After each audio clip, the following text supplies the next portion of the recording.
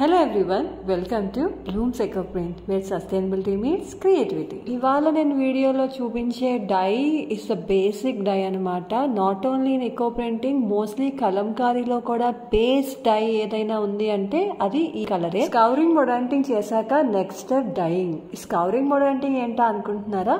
Echo printing లో basic steps అవి correct గా చేస్తేనే మనకి డైయింగ్ కానీ ప్రింటింగ్ కానీ క్లాత్ లోకి పెనిట్రేట్ అవుతుంది అనమాట. సో మీరు అది చూడకపోతే మా ప్రీవియస్ వీడియోస్ లో ఉంది, మీరు చూసేయచ్చు. ఇది బేసిక్ కలర్ అని చెప్పాను కదా.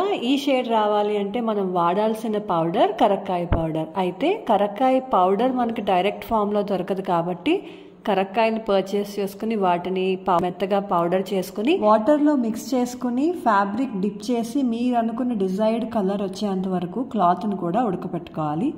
మీకు ఈ ప్రాసెస్ అర్థమైందో లేదో కామెంట్ సెక్షన్ లో చెప్పండి. So that's all for today. Encourage eco painting, save the planet.